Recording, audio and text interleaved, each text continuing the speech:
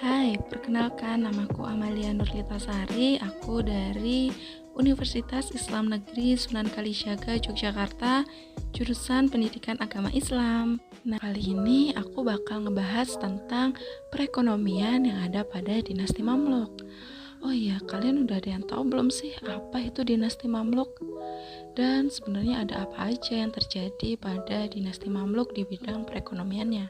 Pasti kalian penasaran kan apa aja yang terjadi pada perekonomian dinasti Mamluk. Maka dari itu, yuk langsung aja kita lanjut ke pembahasannya.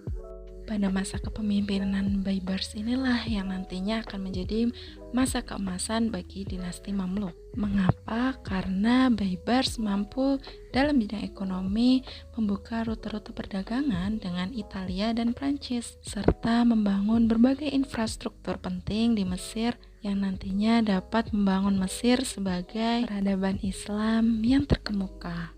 Tentunya keberhasilan tokoh-tokoh yang ada pada dinasti Mamluk tak lepas dari pengelolaan ekonomi yang baik.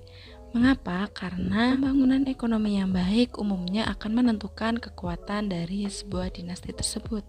Sehingga baik nih untuk teman-teman mempelajari hal tersebut karena dapat diimplementasikan dalam kehidupan kita sehari-hari. Seperti yang sudah dijelaskan pada sebelumnya, masa keemasan bangsa Mamluk ada pada Sultan Baibars. Berkat perekonomian dinasti Mamluk yang kuat, dinasti tersebut mampu membangun bangunan yang indah dan megah dan dengan beragam kebijakan ekonomi yang tepat dan baik sehingga mampu dirasakan oleh setiap tingkat kehidupan masyarakat dinasti Mamluk. Faktor utama penyebab kemajuan ekonomi yang ada pada dinasti Mamluk.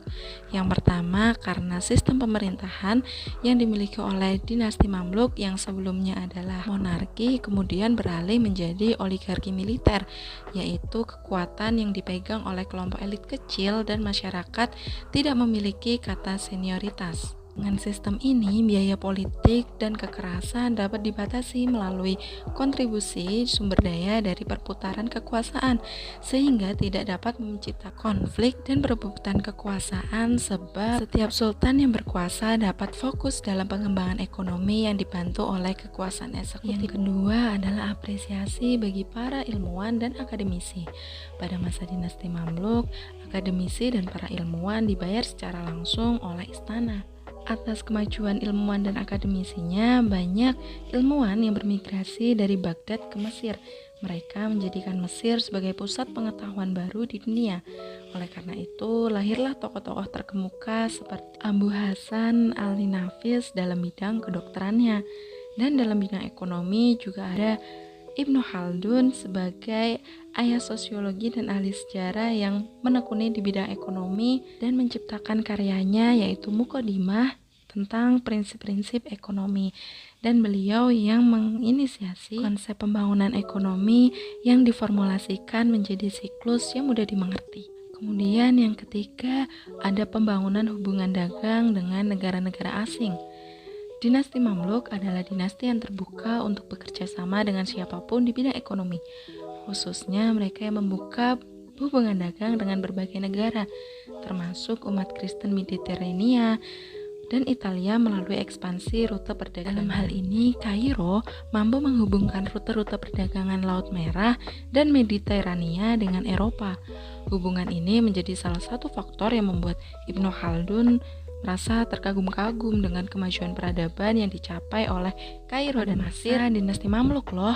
Kemudian yang keempat terdapat pasar bebas untuk petani, yang artinya petani dibebaskan untuk memasarkan produk pertanian mereka sendiri yang didukung oleh pembangunan jaringan transportasi dan komunikasi yang terhubung ke berbagai daerah, sehingga memfasilitasi transaksi perdagangan dan kebutuhan lainnya. Kemudian yang kelima nih teman-teman, ada ketahanan angkatan laut.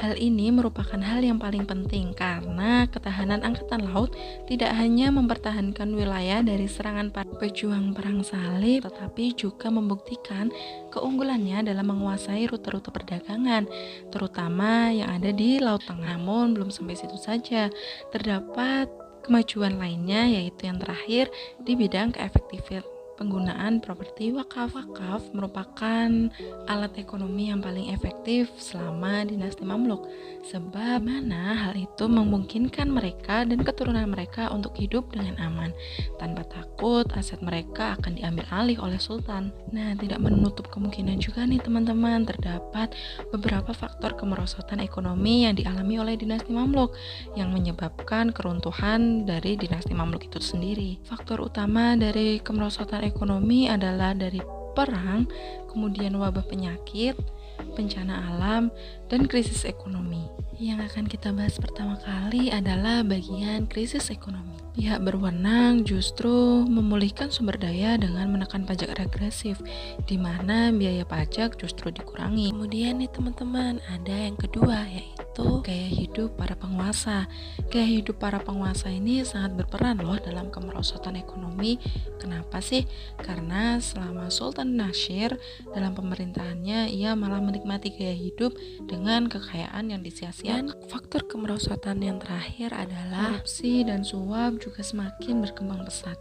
Seperti contohnya adalah peran mustahib, yaitu orang yang menjaga harga pasar justru menyalahgunakan posisi sebagai mustahib tersebut, seperti memberikan suap agar para mustahib tidak melakukan tugas utama dalam memeriksa harga di pasar, yang mengakibatkan adanya pemasaran gelap dan tidak adanya bahan pokok. Mengerikan sekali ya teman-teman.